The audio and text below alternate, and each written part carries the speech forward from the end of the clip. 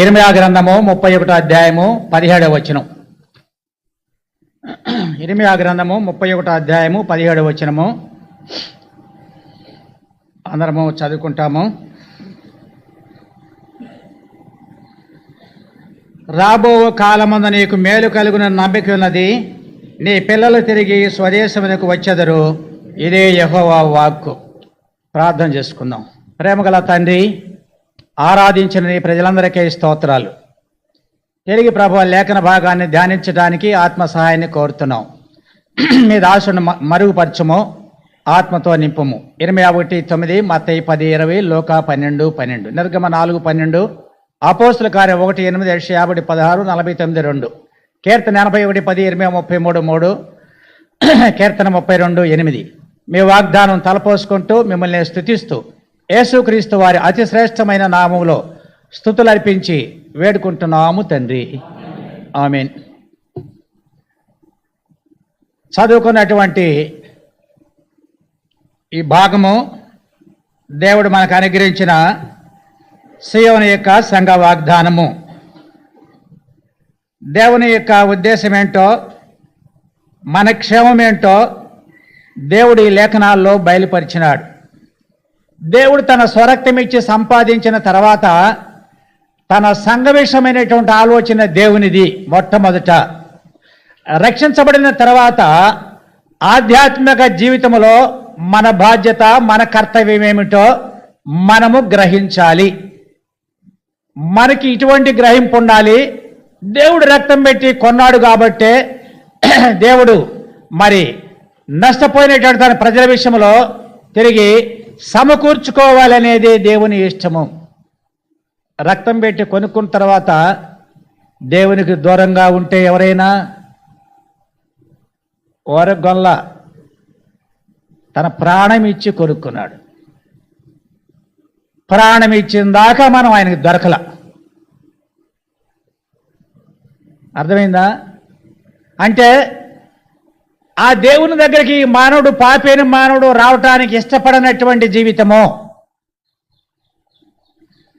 ఎంత కఠినమో, ఎటువంటి పాపాత్ములమో మనకు అర్థమే. ఇటువంటి పాపాత్ములను యావత్ ప్రపంచంలో ప్రేమించి చారదీసిన వారు ఉన్నారా? లేరు. అందుకనే ఆయన తన ప్రాణం పెట్టి మన్ని కొనుక్కున్నాడు. మనము ఆయన సొత్తు, ఆయనకు సంపద. మనం కష్టపడి సమకూర్చుకున్నటువంటి సంపద పోతే ఊరుకుంటామా? మనం వేసుకున్న చైన్, గోల్డ్ చైన్ పోయిందనుకో, అక్కగారు నిద్రపోతారా? ఎన్ని రోజులు ఏడుస్తారు? అలాగే ఇంకేమైనా నష్టం కలిగితే కుటుంబాల్లో, ఇందాక చెప్పాను, అక్క పిల్లలు చనిపోయారు, మనవడు చనిపోయినాడు, కడుపు కోత నాది ఆగటలేదు అంది. అమ్మా, నీ కడుపు కోత ఆగటలేదు అన్నావు నిజమే. నీ పిల్లలు ఆ ముగ్గురు రక్షించబడ్డారా అంటే రక్షించబడ్డారని చెప్పింది. అయితే కడుపు కోతతో బాధపడబాక, వాళ్ళ దినాలు ముగిసినాయి. ప్రభు పిలుచుకున్నాడు, ప్రభు దగ్గరికి వెళ్ళారు వాళ్ళు. ప్రభు అంతటా ఎప్పటి నుండి ప్రభునందు మృతులందు మృతులు ధన్యులని రాయమని రాయించాడు గ్రంథములో. గుర్తు చేసుకో తల్లి ఆ మాటనే. ఆమె కాదు, ఎవరివైనా మనము దాన్ని ఆధారం చేసుకోవాలి. కనుక ఒక నరుని యొక్క జీవితం ముగిసిపోయిన తర్వాత మరి ఒకరోజు ఏడుస్తాం, 2 రోజులు ఏడుస్తాం, 3 రోజులు ఏడుస్తాం, బాధ ఉంటుంది. లేదని నేను చెప్పే బాధ కాదు, ఇది ఉంటుంది. ఎందుకంటే మనుషులుగా కుటుంబంలో భర్త పోయినప్పుడు, భార్య పోయినప్పుడు, పిల్లలు పోయినప్పుడు, ఆ తల్లిదండ్రుల కోత, ఆ భార్య కోత, ఆ భర్త కోత, మరి ఆ పిల్లల విషయమై తల్లిదండ్రుల కోత ఉంటుంది, లేదని కాదు. అయితే ప్రియులారా, మరి కన్నీరు గార్చి ఏడ్చేది దేనికంటే దావీదు చెప్పాడు కదా, నేను అతని యొద్దకు వెళతాను, అతడు నా యొద్దకే రాడనే సంగతి మనందరం ఎరగాలి. అయిపోయింది అంతే. రక్షించబడిన తర్వాత ఇక దాన్ని పెట్టుకున్న నేను అన్నా, అటువంటి క్షోభ కోత అనుభవిస్తున్నావంటే అది సైతాని పని. జాగ్రత్త అక్క, వద్దు, విరమించుకుందాం. ప్రభువుని చూస్తాం. మనం వెళ్తావా, పైకి వెళ్తావా, కిందకు పోతావా, నువ్వే చెప్పు అన్న. పైకి పోతావా, కిందకు పోతావా, నువ్వు చెప్పు. అయ్యా పైకే పోతామయ్యా. ఎందుకు ఇక మరి కలుసుకుంటాంగా. ఆగు, వృద్ధాప్యము, కృషించిపోవద్దు. సంఘంలో దేవుని మహిమ కొరకు నువ్వు బతకాలి కొంతకాలం, ఆయన తీసుకెళ్ళేంత వరకు. ప్రియులారా, యేసు ప్రభు యొక్క ఆలోచన కూడా తన రక్తం పెట్టి కొనబడిన ప్రజల యొక్క విషయమై అదే బాధ దేవునికి కూడా. దేవునికి దూరంగా జీవిస్తూ దేవుని సేవించలేక సంఘంలో ఐక్యపరచబడి నువ్వు దూరముగా ఉంటే దేవునికి ఇష్టమా? ఇష్టం లేదు కనుకనే సీయోనికి వాగ్దానం ఇచ్చాడు. ఈ సంవత్సరము రాబో కాలమందు మేలు కలుగుననే నమ్మిక నీకు ఉన్నది, నమ్మిక నీకు ఉన్నది అని హామీ ఇచ్చాడు. ఎప్పుడు ఇచ్చాడు హామీ అని మనం ఇక్కడ చూసినప్పుడు 16వ వచనంలో మనకి కనబడతా ఉంది. 31:16లో ఈ మాట మనకి కనబడుతుంది. యెహోవా ఇలాగ ఆజ్ఞ ఇచ్చున్నాడు, ఏడవక ఊరుకొనుము, కన్నీళ్లు విడిచడం మానుము. నీ క్రియ సఫలమై జనులు శత్రువు దేశంలో నుండి తిరిగి వచ్చేది యెహోవాకు. అనగా ప్రియులారా, మరి ఇర్మియా వెలిపించే ప్రవక్త. ఇర్మియాకి ఏం పేరంట? వెలిపించే ప్రవక్త. బాధ కలిగిన ప్రజలు, ఇబ్బందులో ఉన్న ప్రజలు, అయ్యో సీయోను వదిలిపెట్టామే, అయ్యో యెరూషలేమును వదిలిపెట్టామే, అయ్యో మన మందిరాన్ని వదిలిపెట్టామే, అయ్యో ఇటువంటి పరిస్థితి కూడా వచ్చింది, పరాయి దేశంలో ఉంటమే, పరాయి యొక్క రాజు యొక్క అధికారం కింద ఉంటమే, మన అధికారం వేసుకుంటుంది, మన సాంగత్యం వేసుకుంటుంది, మన సహవాసం వేసుకుంటుంది, మనం అనుభవించిన తీరేటువంటిది అనేటువంటి దుఃఖము లేదా ప్రజలకి? ఉందా లేదా? లేదనుకుంటే లేదు, కఠినపరచుకుంటే. కఠినపరచుకోవడానికి ఇష్టం కాదు, రక్తం పెట్టి కొన్నాడని నీవు నేను జ్ఞాపకం పెట్టుకుందాం. ప్రియులారా, ఆయన బాధపడుతున్నాడని జ్ఞాపకం పెట్టుకుందాం.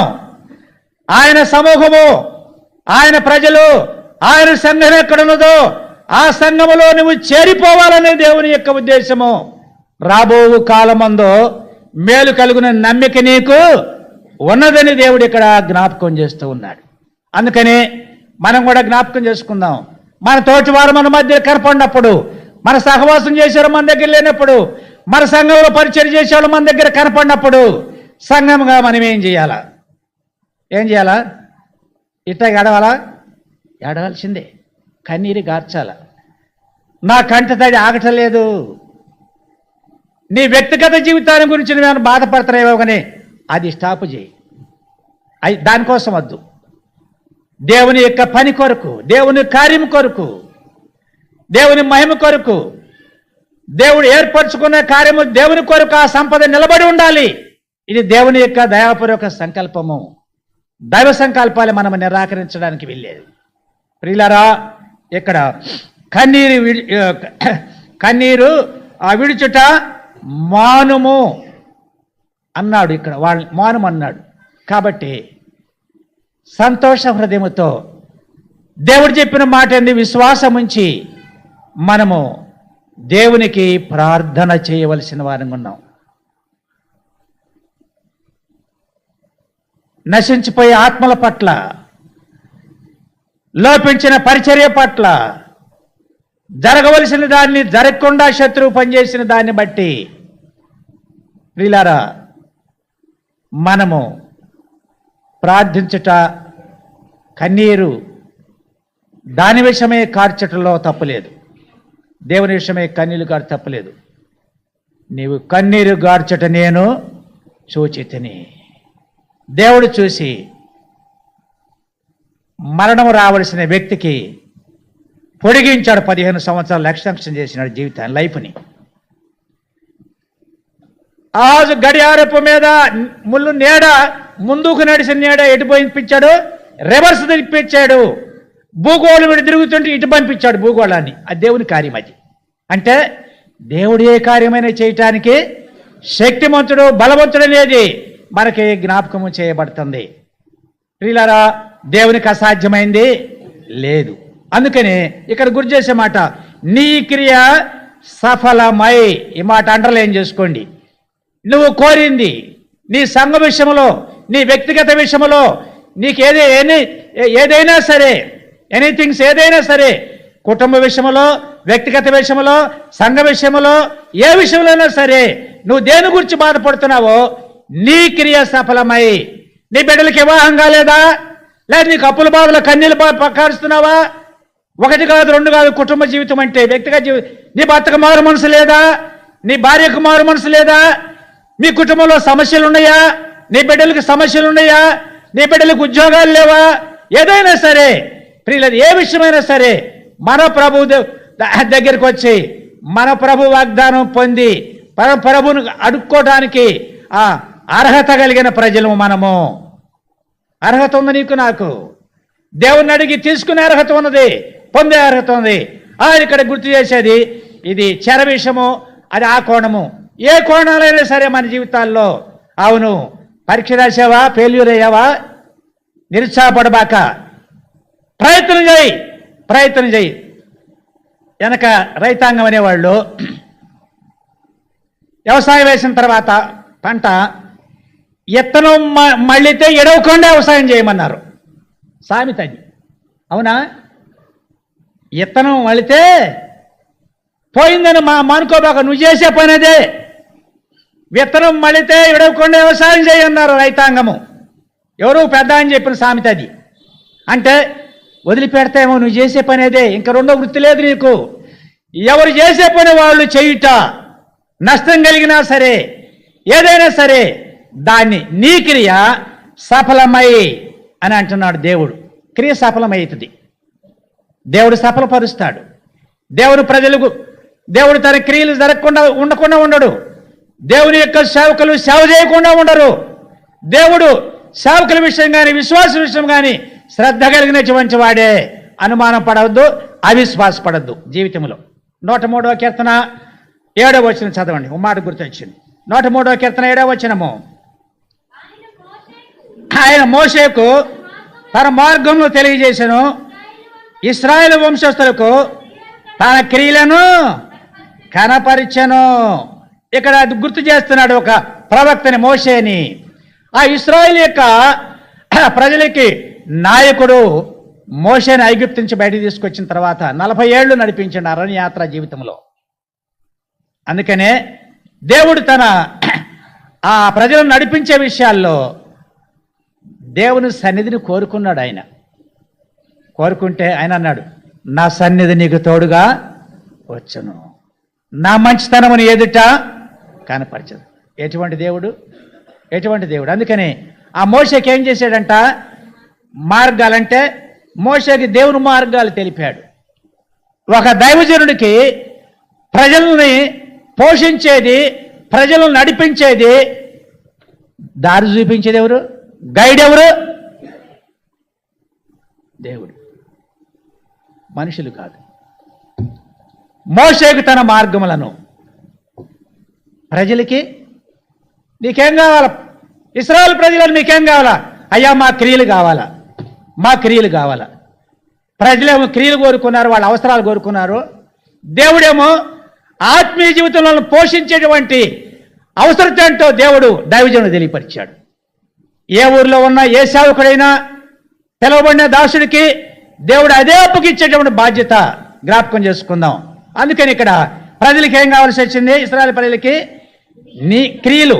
కాబట్టి ఇక్కడ అవును, వాటిని గురించి బాధపడబాక, నీ క్రియ సఫలమవుతుంది. దాన్ని అండర్లైన్ చేసుకుందాం. క్రియ సఫలమవుతుంది. అందుకని ఇక్కడ దేవుడు తన క్రియలు కనపరిచేటువంటి వాడుగా ఉన్నాడు. క్రియ సఫలం కావాలా? ఎటువంటి క్రియలు సఫలమవుతాయి? నీతియుక్తమైన జీవితం జీవిస్తే నువ్వు కోరికలన్నీ గుర్రాలు అవుతాయి. కోరికలు ఏమవుతాయండి? కోరికలే గుర్రాలను సామెతలండి. ఇవన్నీ మనకు అర్థం కావడానికి చెప్పి భాష ఇది. కోరికలే గుర్రాలు అంటే భౌతికంగా దేవుని మహిమ లేకుండా నువ్వు నేను అనిపించడానికి ఏమీ నీకు నాకు చేయడు దేవుడు. అటువంటి ఏది చేసినా, మీరు తిన్నా మీరు తాగినా, 1 కొరింథీ 10:31, భోజనం చేసినా పానము చేసినా ఈ రెండు మరేమి చేసినా దేవుని మహిమ కొరకే చెయ్యండి, ఉండండి అని దాని భావం. నీ క్రియ సఫలమై అంటున్నాడు దేవుడు ఇక్కడ. ఆయన క్రియను ఆయన ప్రజల పక్షంగా సఫలం చేస్తాడు. అయితే ఇశ్రాయేలు ప్రజలు అట్ట లేరు. రండి, రోమీయులు రాసిన పత్రిక 9వ అధ్యాయం 30 నుంచి 32 వచనాలు. రోమీయులు రాసిన పత్రిక 9వ అధ్యాయము.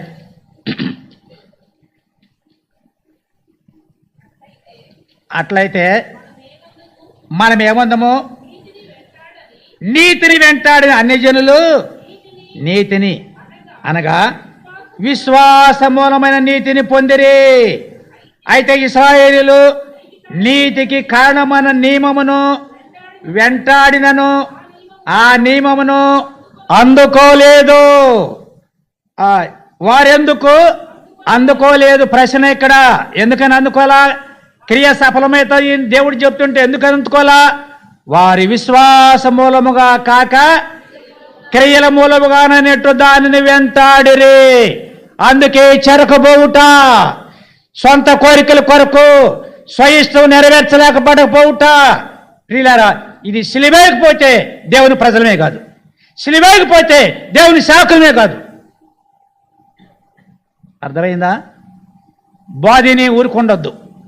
దేవుడితో మనం మాట్లాడినప్పుడు మనం సరి చేసుకుందాం, చక్కపరచబడదాం, దేవుని మహింపరుచుదాం, దేవునితో ఉందాం. దేవుడు రాబోతున్నాడు.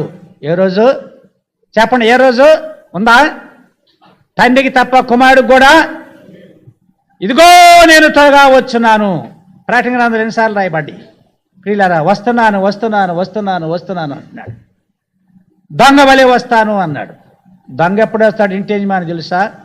తెలవు. ప్రియులారా, ఇక్కడ వాళ్ళు దేవుడు, మీరు ఐగుప్తుల నుంచి బయటకు వచ్చారా? అవును, మార్గంలో నడిపిస్తున్నా, మీకేం కావాలో నేను ఇస్తా, నీ క్రియ సఫలమవుతుంది, ఏదైనా సరే నీ కార్యాలు జరుగుతూ మీరు అనుభవిస్తారు అని అంటే, ఇక్కడ అన్ని జనులు ఏం చేశారంట? నీతిని వెంటాడిన అన్ని జనులు ఏం చేశారు? దైవ నీతిని కలిగి ఉన్నారు. అనగా ఏందంట ఆ నీతి? విశ్వాసమూలమైన నీతి. ఏ నీతి కావాలంట? విశ్వాసమూలమైన నీతి. రాబో కాలమందు మేలు కలిగిన నమ్మిక నీకున్నది. సంగమా, సియోను సంగమా, విశ్వాసమూలమైన నీతిని కలిగి భవిష్యత్తు ఫ్యూచర్లో ఈ 2022లో దేవుడు చేస్తారన్న కార్యము చేసి చూపిస్తాడు తప్పకుండా. అప్పుడేం చేస్తా? చేసి చూపించాక ఏం చేస్తాం? మనం ఏం చేస్తాం? ఆనంద బాష్పాలు వస్తాయా? కంటి నిండు వస్తాయా? సంతోషం ఎక్కువైనప్పుడు ఏమొస్తాయి? ఒక ఆయన లాటరీ తగిలిందంటే పేదవానికి కోట్లలో, సంతోషం పట్టలేక నాక నీకే దేవుని వాగ్దానం, నాకే, మన సంఘానికి. ఇలారా, ఆనంద బాష్పాలు, సంతోషంతో వచ్చే ఆనంద బాష్పాలు, దుఃఖముతో వచ్చేయి ఏడు నీళ్లు, కంటమటి ఏడు నీళ్లు. వేడి నీళ్లు నష్టపరిస్తే ఆనంద బాష్పాలు ఆత్మీయ జీవితాన్ని అభివృద్ధిలోకి తీసుకుని పోదు. గుర్తుపెట్టుకోండి. లోక సంబంధమైన దుఃఖము మరణాన్ని తీసుకొస్తుంది, దైవ చిత్తానుసారమైన దుఃఖము రక్షణార్థమైన మార్పులోకి తీసుకొస్తుంది. పడిపోయావా? జారిపోయావా? నష్టమయ్యావా? ఆత్మీయ జీవితంలో ఎలా ఉన్నావు? నీ క్రియ సఫలమై దేవుడు వాగ్దానం, రాబో కాలమందు మేలు కలిగిన నమ్మిక నీకు, నువ్వే కోణములన్నా ఉండు. దేవుడు నీ విషయము, నా విషయము, సంఘ విషయము, మన విషయము ఆయన చేసేవాడుగా ఉన్నాడు. ప్రియులారా, అయితే దాని విషయమైనటువంటి రోదన అవసరము. ఏ అవసరం అంటే దాని విషయమైన రోదన జరిగేంత వరకు రోదన అవసరము. సంఘముగా ఆదివారం ఎంతమంది కనపడుతున్నారు? రోదన చేసే టైంలో ఎంతమంది కనపడతారు? మీరే చెప్పండి. ఇవాళ ఉన్న కరోనా సంఘ ప్రార్థనలో ఉండదా? బైబిల్ స్టడీకి ఉండదా? ఉపవాస ప్రార్థనకు ఉండదా? ఆన్లైన్కి ఉండదా? సిస్టర్స్ ఉపవాస ప్రార్థనకు ఉండదా? చెప్పండి. ఇవాళ ఎందుకు వచ్చారు ఎంతమంది? వేసుకుందా నువ్వు నేను ప్రశ్న ఏంటంట? అంటే మనం ఏం చేస్తున్నాం? నీతిని వెంటాడినటువంటి ఆ ప్రజలు నీతిని కాకుండా క్రియాపూర్వకముగా కోరికలు చొప్పున వెంటాడి ఫెయిల్యూర్ అయిపోయారు, చెరకపోయారు వాళ్ళు. అన్యజనులైనటువంటి మనము నీతిని అసలు నీతి ఏంటో యేసు ప్రభువు ఏంటో తెలవదు మనకి. నీతిని వెంటాడినటువంటి అన్యజనులు ఏం చేశారంట? ఏ నీతిని? విశ్వాసముల నీతిని పొందిన సంఘం ఇది. ఇది మనదే బోధ.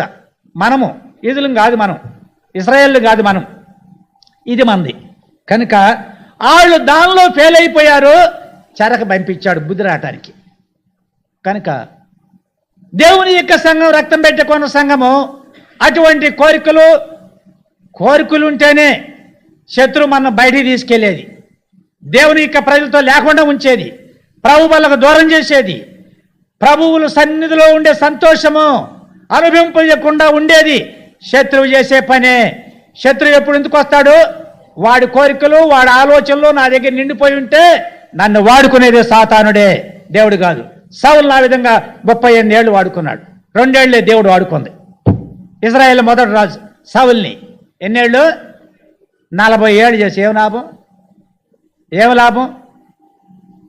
ఏం జరిగింది? ఏమి నేర్పాడు? ప్రజలేం పొందారు? యథా రాజా తదా ప్రజ అన్నారు అన్నమాట. ఇవన్నీ బాగా తెలుసు మనకు, కానీ తెలవాల్సింది తెలవు మనకి. ఇటువంటివి బాగా తెలుసు మనకు, తెలవాల్సింది తెలవు. దేవుడు బాధ కూడా అది. నీతిని వెంటాడని అన్యజనులైన మనము విశ్వాసమును నీతిని పొందాము. ఇశ్రాయేలు నీతి కారణం నియమను వెంటాడినా అందుకోలేదు. అంటే వెంటాడినట్టే ఉన్నారు, భక్తి చేసినట్టే ఉన్నారు, మోసే మాట విన్నట్టే ఉన్నారు, వెంబడించినట్టే ఉన్నారు, కానీ ఏం కాలేదంట? అందుకోలేదు. ఎందుకని? విశ్వాసం పోగొట్టుకొని తిందాము తాగుదాం, ఐగుప్తులే జ్ఞాపకం వచ్చింది అనమాట. ఐగుప్తు జ్ఞాపకం వచ్చింది. ఎందుకు ఐగుప్తు జ్ఞాపకం వచ్చింది? వీళ్ళకి అసలు మూలిగారే, ఏడ్చారే, బాధపడ్డారే. మీ మూలికలని దేవుడు మీ దగ్గర దిగి వచ్చి ఒక దైవజనం పంపించినాడే. ఏం జరిగింది? జ్ఞాపకం రావద్దా? ఏడ్చిన జ్ఞాపకం రావద్దా? బాధపడ్డారు, విడుదల వద్దా మీకు? విమోచన వద్దా మీకు? క్షేమం వద్దని మీకు? నేను మిమ్మల్ని గురించి ఏం ఆలోచించాను? 7 జాతుల వాళ్ళు వెళ్ళగొట్టి మీరు నాటని చెట్లను ఏమీ లేకుండా అంత సమృద్ధి అయినటువంటి ప్రదేశాన్ని మీ కొరకు నేను సిద్ధపరిచి ఉంచా, ఆ పాలు తేనెలు ప్రవహించే దేశాన్ని. మీ పితరులతో ప్రమాణం చేశా నేను, అబ్రహాంతో ప్రమాణం చేశా నేను. అబ్రహాంతోనే దేవుడు చేశాడు యోధుల విషయమైన ప్రమాణము. నీ సంతానం అని 12 గోత్రముల వారు. వీళ్ళారా జ్ఞాపకం పెట్టుకుందాం. ఏమైపోయింది? ఎటుపోయింది? వాళ్ళకి ఏం కావాల్సి వస్తుంది? ఎందుకు ఆ కోరికలు పుట్టినాయి అంటే, రండి సంఖ్యాకాండం 11వ అధ్యాయం. సంఖ్యాకాండము 11వ అధ్యాయం. ఎందుకు దెబ్బతిన్నారు వాళ్ళు? చదువు. వారి మధ్యనున్న మిశ్రిత జనము మాంసాపేక్ష అధికముగా కనపరచగా ఇశ్రాయేలీలను మరలా ఏడ్చి, మాకెవరు మాంసం పెట్టెదరు? ఐగుప్తులో మేము ఉచితముగా తిన్న చేపలను, కీరకాయలను, దోసకాయలను, కూరాకులను, ఉల్లిపాయలను, తెల్లగడ్డలను జ్ఞాపకానికి వచ్చినవి. ఇప్పుడు మా ప్రాణము సొమ్మసిల్లెను. ఇశ్రాయేలు యొక్క నష్టానికి కారకులు ఎవరా కారకులు? మిశ్రిత జనము అనగా ఐగుప్తు నుంచి బయలుదేరి వచ్చి గుంపులో గెలిచారనమాట. ఐగుప్తులో ఉన్నటువంటి వాళ్ళు ఇశ్రాయేలు గుంపులో గెలిచారు. స్నేహం చేసి ఉంటారు వాళ్ళతో. అన్నా నీతో ఉంటానన్నా, అక్క నీ అమ్మంట ఉంటాను అక్క. ఏమి చెప్పారో ఏమి చేశారు? జాగ్రత్త. మిశ్రమైనటువంటి వాళ్ళు నీ దగ్గర చేరితే వాళ్ళు చెప్పే మాటలు ఎట్టుంటాయి ఏను, వాళ్ళ నడక ఎట్టుండదో చూడు, వాళ్ళ విశ్వాసం ఎట్టుండదో చూడు, వాళ్ళ ఆలోచన ఎట్టుండదో చూడు. ఏమీ గ్రహించకుండా చేర్చుకొని సహవాసం చేస్తావా? తాను జడకోతే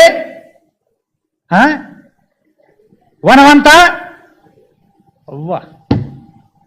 నీ జీవితం, నా జీవితం, మన జీవితం అట్టగైంది. ప్రియులారా, చెడ్డ కోత వనమంతా చేసి చర్చి నేను అయిపోద్ది అనమాట. యోధా దేశం నుంచి వచ్చేది ఒక దైవజనుడిని అక్కడున్న ముసలి ప్రవక్త ఏం చేశాడంట, చెరిపేశాడు. దేవుడు చెప్పి పంపించాడుగా, నీకు పంపించినాడు, ఎవరింటికి వెళ్ళబాక, ఎక్కడ భోజనం చేయబాక, ఎక్కడ నీళ్ళు తాగబాక అన్నాడుగా, నీకు నువ్వు చేసావుగా, బలిపేటం బద్దలేదని చెప్పొచ్చావుగా, యెరొబెయాము నీ మీదకి ఎగబడ్డాడుగా, పడ్డాడా 13వ మొదటి గ్రంథంలో ఎగబడ్డాడుగా, చెయ్యండి పోయిందిగా. ఓ దైవజనుడా, నా చెయ్యి వచ్చినట్టు మళ్ళా నా కొరకు ప్రార్థన చేయి. ఎందుకు దైవజనుడు నీ కొరకు చేసేది ప్రార్థన? మాట్లాడేటప్పుడు తెలవదు, ఇసిరేటప్పుడు తెలవదా నీకు? ప్రియులారా, యెరొబెయాము తెలవలా, మాట్లాడిన రాజును కదా అనుకున్నాడు, రాజరికం కదా అనుకున్నాడు. ప్రియులారా, ఏ అధికారమైనా సరే దేవుడు నియమించకుండా అధికారాలు లేవు. ఉన్న అధికారములన్నీ దేవుని ద్వారానే కలిగినాయి. అధికారాన్ని అధికారంగా దేవుని మహిమ కొరకు ఉపయోగించాలా నువ్వు నేను. అర్థమైందా? ఇక ఆపండి, అయిపోయింది. ఇక వెళ్ళి బయలుదేరి వచ్చేస్తుంటే ఈ కార్యం జరిగినంత వార్త ముసలా ప్రవక్త దగ్గరికి వెళ్ళి అందింది, వార్త అందింది. అబ్బాయి ఎడిపోయాడు ఆ ముసలాయన, సారీ ఆ ప్రవక్త ఎడిపోయాడు, ఏదో దేశం వచ్చిన ఆయన ఎడిపోయాడు, ఇది ఈ దారిని పడిపోయాడని 10 గాడిద గంట ఎక్కిసిపోతుంది అని తీసుకుపా, ఆయన కలుసుకోవాలంటే మాట్లాడాలా అనేసరికి వెళ్తా అలసిపోయి మస్తక వృక్షం కింద కూర్చున్నాడు అనమాట. ఆయన ఏం చేశాడు, మస్తక వృక్షం కింద అలసిపోయి కూర్చున్నాడు, చట్నీ అని కూర్చున్నాడు. మస్తక వృక్షం కూర్చుని ఏం చేయాలా, కూర్చున్నా.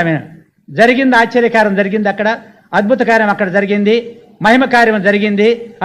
రుజువులు చూపించాడు. యెరొబెయాము చేయి మళ్ళీ వచ్చింది. అవన్నీ ఇస్తారంటే నీ గిఫ్ట్లు నీ బహుమానాలు నాకు అక్కర్లేదు అని వెళ్ళిపోయాడు, ఏం తీసుకోకుండా. నిజమే ప్రియులు, వెళ్ళిపోయాడు. ఏం చేయాల్సింది ఆయన? అడు కూర్చొని, ప్రభువా పంపించావయ్యా, నీ కార్యం జరిగిందయ్యా, అయ్యా నీ వందనాలని ఆరాధన చెయ్యాలా, ముందున్న దాని కొరకు ప్రార్థనన్నా చెయ్యాలి. కార్యం జరిగిందని మౌనంగా ఉండి ఆరాధన చేయకుండా ప్రార్థన చేయకుండా ఉంటే ఏం జరిగింది? రానే వచ్చాడు. రాత్రి దేవదూత వచ్చి నాకు చెప్పాడు, ఆయన్ని మీ ఇంటికి తీసుకెళ్ళి భోజన పానాలు పెట్టుమని నాతో మాట్లాడు అనగానే జ్ఞానం ఉండొద్దు. ఏమైపోయింది జ్ఞానం? దేవుణ్ణి ఆరాధించకపోతే జ్ఞానం పోద్దే, దేవునికి ప్రార్థన చేయకపోతే మన దగ్గర ఏముండదు, నా సేవ ఉండదు, నా పరిచర్య ఉండదు, నాది ఏది ఉండదు. విశ్వాసంగా నీదేముండదు, అధికారంగా నీకుదేముండదు, నీకు వరాలు ఇచ్చాడు, నీ దగ్గర ఏముండవు, అన్నీ ఏమైపోతాయి, ఫెయిల్యూర్ అయిపోతాయి. అర్థమైంది ఇప్పుడు బోధ? నీ క్రియ సఫలమై అంటున్నాడు దేవుడు, నీ క్రియ సఫలమైంది. ఇశ్రాయేలీలు మోషేకు మార్గాలు ఇశ్రాయేలు తన క్రియలు కనపరిచాడు, కనపరిచిన క్రియలు ఇచ్చిని బాధపడకుండానే నీళ్ళంటే బండను కొట్టమనే, బండలోని ప్రవాహం వచ్చే, బండ మీ ఎమ్మడ వచ్చే, మీ చెప్పుల వారులు దిగలేదు, మీ బట్టలు మాయలేదు, ఆహారం తిన్నారు, కష్టపడకుండా తిన్నారు, మాంసం కావాలంటే మాంసం ఇచ్చే, పూరేళ్ళు పెట్టలు ఎంత ఎత్తునబడే అంతా అనుభవించే, ఇంకేం కావాలా? ప్రియులారా చూసారా, వెంబడించాడు దేవుడు వాళ్ళని. పగల మేఘ స్తంభము, రాత్రి అగ్ని స్తంభము, ఐగుప్తులో ఎర్ర సముద్రం దాటేంత వరకు ఐగుప్తీలకు చీకటే, మీకు వెలుగు. అడ్డం పెట్టేశాడు అంతే దేవుడు, శత్రువులకు అడ్డం పెట్టేశాడు. మనం అడ్డం పెట్టుకుంటాం తడికలో కనపడకుండా, అవతలాళ్ళు పెట్టేశాడు దేవుడు, పెట్టేశాడు వాళ్ళకి. ప్రియులారా వాళ్ళ చూడండి, ఇలా చూస్తే గుండెల బొగులు తీయం, అక్కడే వెళ్దాం పదంటే సంపటాన్ని తీసుకొచ్చాను, మోషే మీద తిరగబడ్డారు. ఓరక నిలుచుండి చూడి నేడు యెహోవా కలిగే రక్షణ చెబుతూ వచ్చాడు. ప్రియులారా ఎన్నెన్ని సంగతులు, ఎన్నెన్ని మాటలు, ఎన్నెన్ని విధానాలు. కనుక దెబ్బతిన్న కారణము మిశ్రిత జనం ప్రవేశించే వాళ్ళలో వాళ్ళని నష్టపరిచి, వాళ్ళు తాను జడ్డ కోతి వనమంతా చేర్చిందన్నట్టు ఆ మిశ్రిత జనం చెడిపోయిన వాళ్లే. కాబట్టి అయితే మంచి వాళ్ళని కూడా ఏం చేశారంట, చెడిపోయారు. అయితే దేవుడు ఇక్కడ గుర్తు చేసేటువంటి మాట ఏంటంటే, ప్రియులారా నీతిని వెంటాడని అన్ని జనులు నీతిని పొందారు, నీతిని వెంటాడినను ఆ జనులు ఏం చేయలేదంట, దానిని అందుకోలేకపోయారని జ్ఞాపకం ఇక్కడ చేయబడుతుంది. అందుకనే ఆ యొక్క యోధ మత సంబంధమైన విషయాల్లో వాళ్ళు ఎంతో రీతిగా ఆ యూదులు మరి ఆ ధర్మశాస్త్రం ఉంది, ఆ ప్రవక్తలు వచ్చారు, వాళ్ళ మధ్య చాలామంది వచ్చారు, చాలామంది బోధించారు, రాజులు ఇచ్చారు, పాలకులను చేశారు, పరిపాలించారు. వాళ్ళంతా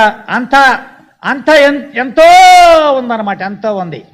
వాళ్ళ ఇశ్రాయేలు ప్రజల్ని ఎన్ని రీతిలుగా దేవుడు ఆ రాజుల్ని ఇచ్చి, యాజకుల్ని ఇచ్చి, ప్రవక్తల్ని ఇచ్చి ఎన్ని ఇచ్చాడు. ఇవాళ మనకేముంది? ఇవాళ మనకి ఎంతమందిని ఇచ్చాడు చెప్పండి? సంఘానికి ఒక్క సేవకుడే. ఎంత ఇచ్చాడంటే ఈ బైబిల్ గ్రంథం అంతా మనకి ఇచ్చాడు. ఎంత ఇచ్చాడు సంపద మనకే? బైబిల్ గ్రంథం అంతా మనకే దేవుడు ఇచ్చాడు. కాబట్టి నీ క్రియ సఫలం కావాలంటే, మన విశ్వాసము వృద్ధి పొందాలంటే విశ్వాసమూలమైనటువంటి నీతి అనగా విశ్వాసమూలమైనదనే సంగతి ఇక్కడ మనము జ్ఞాపకము చేసుకుంటున్నాం. అందుకొరకే ప్రియులారా జ్ఞాపకం చేసుకుందాం. ఇక్కడ నీ క్రియ సఫలమై అనే మాట జ్ఞాపకం చేయబడుతుంది. అందుకనే మరి ఈ రోజున మన జీవితాల్లో వారేమో నష్టపడ్డారు. యేసుప్రభువు చెప్పాడు. మత్తయి సువార్త 21:42 వచ్చింది, చదవండి. మత్తయి 21:42, మత్తయి 21:42 చదవండి. మరియు యేసు వారిని గూర్చి ఇల్లు కట్టు వారు నిషేధించిన రాయి మూలకు తలరాయను, ఇది ప్రభువు వలనే కలిగెను, ఇది మన కన్నులకు ఆశ్చర్యము అనుమాట లేఖనాల్లో మీరు ఎన్నడూ చదవలేదా అన్నాడు. ఎవరిని? వాళ్ళనే ఎత్తర చేశాడు. ఇల్లు గట్టు వారు నిషేధించిన రాయి మూలకు తలరాయి. దేవుణ్ణి నిరాకరించిన పరిస్థితి, నిషేధించిన పరిస్థితి. అందుకని ఇక్కడ ఆ రోమీయులు రాసిన 9వ అధ్యాయం ఇందాక ఒక మాట నేను ముందుకు వెళ్ళాను చెప్పకుండా.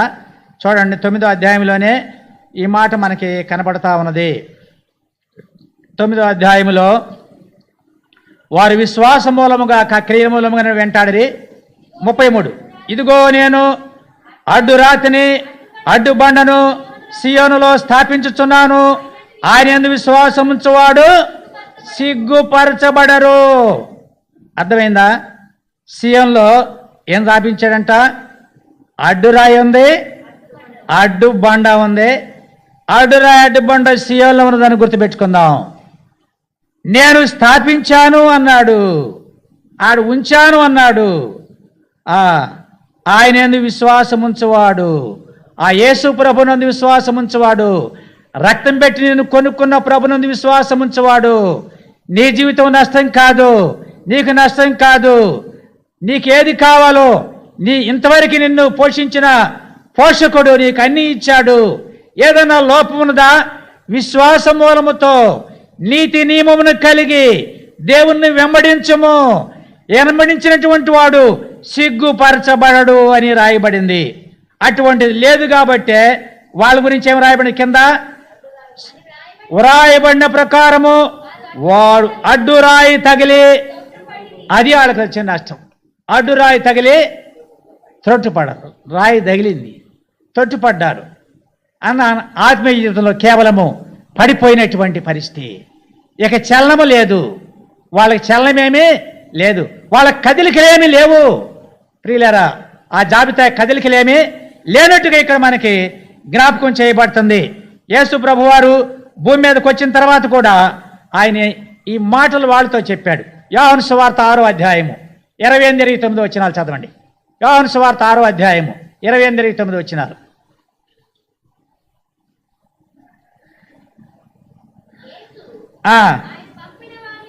ఆయన పంపిన వాని యందు మీరు విశ్వాసం ఉంచుటే దేవుని క్రియని వారితో చెప్పిన చాలు, నీ క్రియ సఫలమై అన్నాడు. అర్థమవుతుందా మీకు? నీ క్రియ సఫలమై అంటే ఏంటి? ఆ క్రియ, అసలు క్రియ ఏంటి? దేవుడు మన క్రియ సఫలపరచడానికి క్రియ ఏంటి? యూదులతో అన్నాడు అక్కడ యేసు ప్రభు, దేవుని యందు మీరు విశ్వాసం ఉంచటయే దేవుని క్రియ. ప్రియులారా చూడండి, అంటే వాళ్ళు ఏంటి, దేవుడు చెప్పిన మాటలను నిరాకరించారు. 6వ అధ్యాయం నిరాకరిస్తా పోయారు. ఏం చెప్తూ పోయాడు? నిరాకరించారంటే ఆయన అన్నాడు, పరలోకముండి ఆహారం దిగి వచ్చిన ఆహారం నేనే అన్నాడు. అయితే వాళ్ళేం గుర్తు చేశారు, మోషే మాకు ఆహారం, మోషే మీకు ఇలా ఆహారం, పరలోకమున్న తండ్రే మీకు పంపించాడు, మోషే ద్వారా పంపించాడు, మోషే నిలబెట్టాడు మీ మధ్య, పరలోకమున్న తండ్రి మీకు పంపించాడు, మోషే మీకు ఇలా. మోషే ఇటాను, మోషే దగ్గర ఏముంది, మోషే దగ్గర ఏముంది, ఒక సాధనమే మోషే. కనుక చాలామంది ఏం చేస్తారంట, దేవుణ్ణి వదిలిపెడతారు కానీ సేవకులను వదిలిపెట్టరు. ఏం చేస్తారు చాలామంది, దేవుణ్ణన్నా వదిలిపెడతారు కానీ సేవ చేసిన సేవకులను వదిలిపెట్టరు. నేను చెప్తుంటా, ఏ ఊళ్ళోకి వెళ్ళినా మా యందు విశ్వాసం ఉంచొద్దు, దేవుని యందు విశ్వాసం ఉంచండి. కొన్నాళ్ళు మేము సేవ చేస్తాం, అవతలకు పోతాం, కాబట్టి ప్రార్థన చేయండి అన్న, సేవ చేసిపోయిన సేవను చిహ్నాలను గుర్తు చేసుకోండి. అంతేగాని ఏం చేయకూడదు. పిచ్చాళ్ళు ఏం చేస్తారు, ఎమ్మడబడతారు. జాగ్రత్త, సేవకుడు చెప్పాల్సిన విధానం ఇది, సేవకుడు యొక్క సేవ విధానం ఇది, జ్ఞాపకం పెట్టుకోండి. మోషే యందు వాళ్ళు విశ్వాసం, మోషేని చూపిస్తున్నారు. యేసుప్రభు ఒప్పుకోల. చదవమ్మ, అక్కడే ఉంది ఆ మాట, యోహాను సువార్త 6వ అధ్యాయము.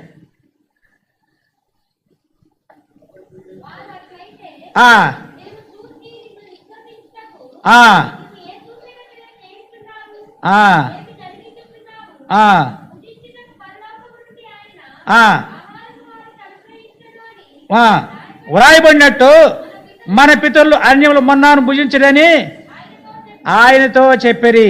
కాబట్టి యేసు పరలోకముండి వచ్చే ఆహారము, అర్థమైంది, ఆపండి ఇక్కడ. పరలోకముండి వచ్చే ఆహారము ఇశ్రాయేలు పిల్లలకి మోషే ఇచ్చాడు. పాపం ఎక్కడ తెచ్చి ఇచ్చాడు, ఎక్కడిది అది? పిచ్చి ఆలోచన, పిచ్చి భ్రమలు, పిచ్చి మాటలు, పిచ్చి భక్తి, పిచ్చి విశ్వాసము. అది దేవుడు లేడు. అటువంటి వాళ్ళు ఎవరు లేరు, దేవుడు లేడు, మనిషే ఉన్నాడు. మనిషిని పెట్టుకోవద్దు, అర్థమైందా? సేవ చేసి సేవకులను పెట్టుకోవాలి. సేవ చేసి సేవకులు చెప్పే మాటలు మంచి మాటలు వినండి. ప్రియులారా, జ్ఞాపకం పెట్టుకుందాం.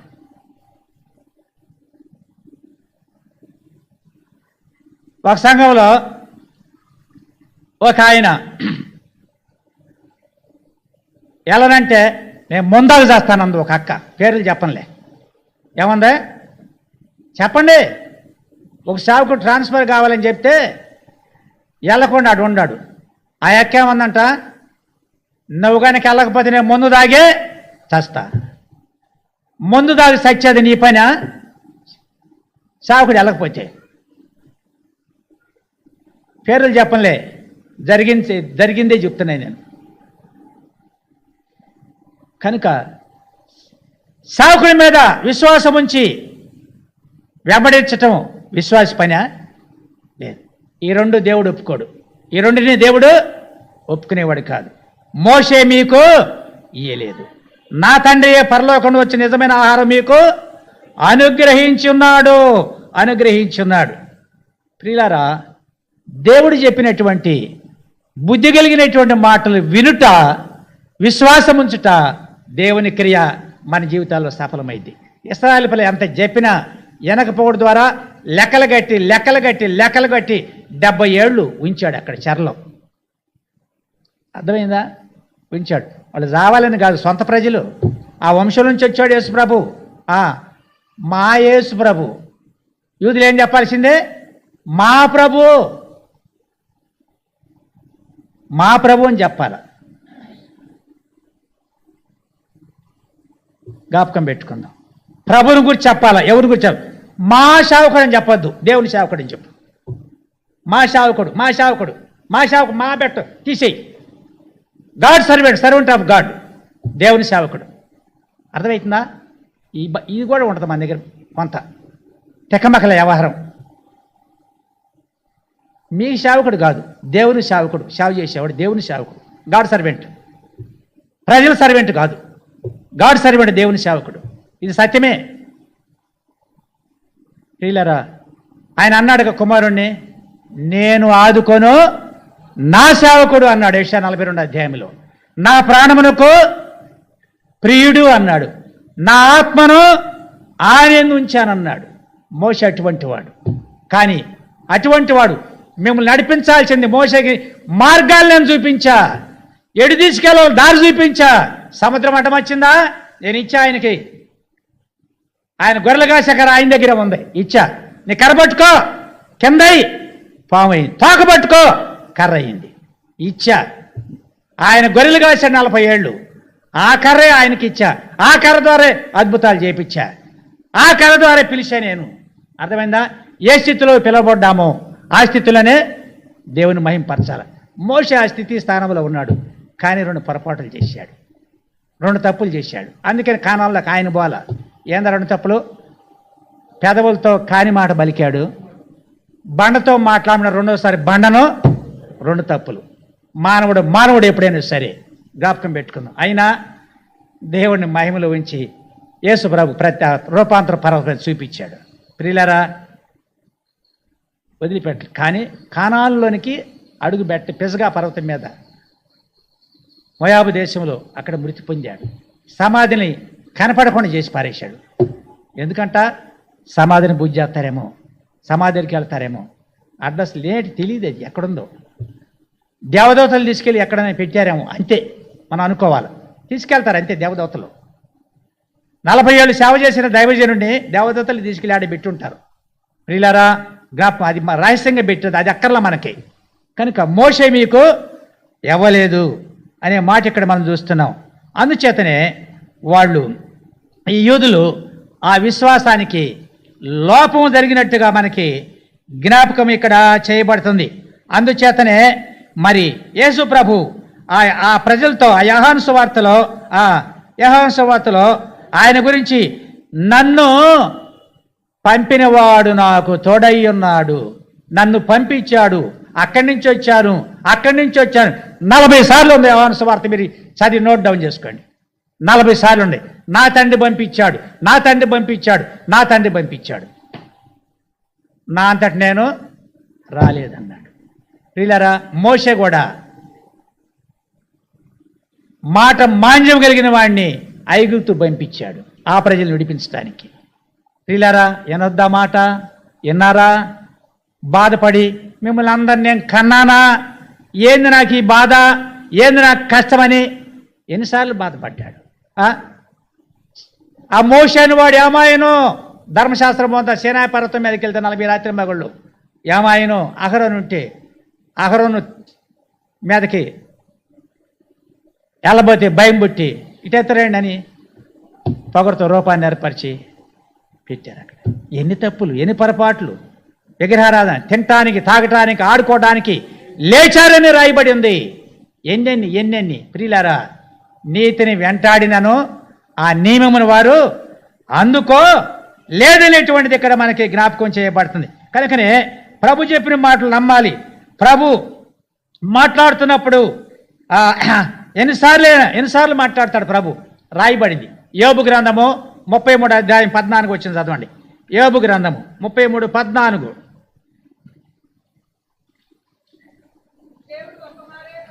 దేవుడు ఒక్క మారి పలుకును, 2 మార్లు పలుకును, అయితే మనుషులు అది కనిపెట్టరు.